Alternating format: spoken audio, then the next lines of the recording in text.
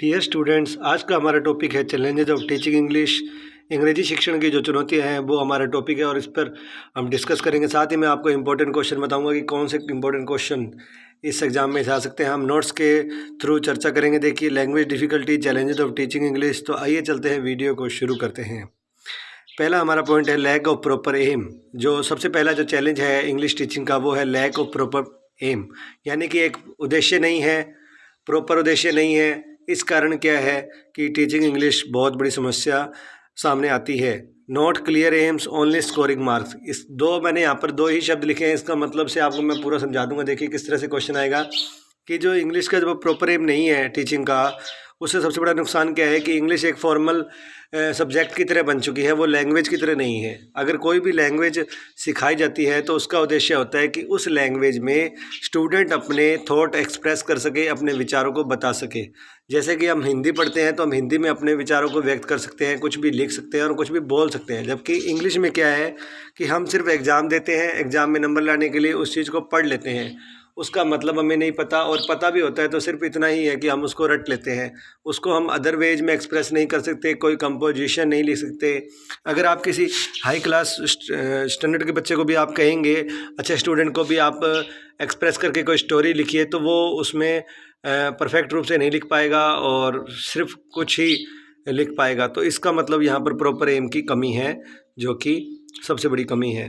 उसके बाद है low standard of text book. Text book का जो लो स्टैंडर्ड है वो भी सबसे बड़ी चैलेंज है। कैसे? देखिए, इफ़ेक्टिव टेक्स्ट बुक नहीं है, और जो टेक्स्ट बुक में जो ग्रामेटिकल स्ट्रक्चर्स हैं वो अकॉर्डिंग टू लेवल नहीं है, प्रैक्टिकल नहीं है। जिससे क्या है कि बच्चे जब उस ग्रामेटिकल स्ट्रक्चर को सीखते हैं तो वो सिर्फ उसको याद करते हैं, रटते हैं और भूल जाते हैं। जबकि ऐसी कोई प्रैक्टिकल नहीं है जिससे बच्चों को उनकी प्रैक्टिकल लाइफ से जोड़ा जाए, उनको एक्सप्रेस करना सिखाया जाए, उनके थॉट्स को एक्सप्रेस करना सिखाया जाए कि जैसे अपने शब्दों में लिखिए। इस तरह के क्वेश्चंस आप जानते हैं कि आते हैं आजकल एग्ज़ाम में, लेकिन वो भी बच्चे उस तरह के क्वेश्चन करने में सक्षम नहीं है, क्योंकि बच्चों को क्या है कि उस तरह की ग्रामेटिकल स्ट्रक्चर और प्रैक्टिस नहीं करवाई जाती।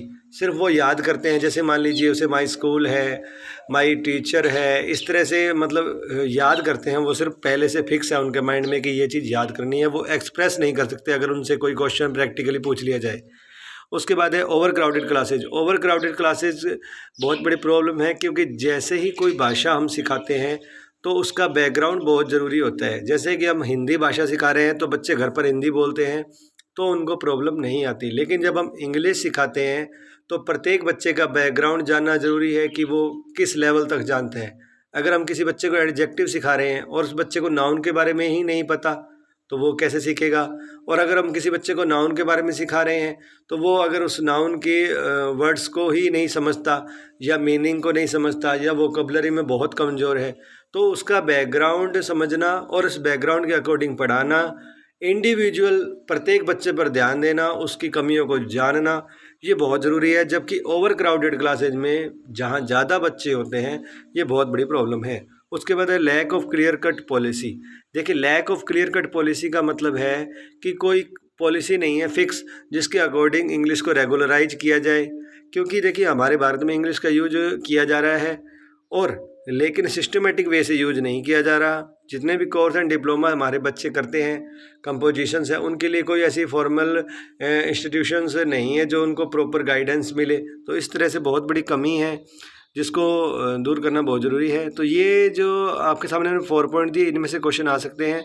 किस तरह के क्वेश्चन आपके आ सकते हैं मैंने बताया आपको कि इंग्लिश टीचिंग के प्रॉब्लम्स के रिगार्डिंग आपको स्टेटमेंट पूछ सकता है, which of the statement is correct and which of the statement is not correct. इस तरह से क्वेश्चन पूछ सकते हैं।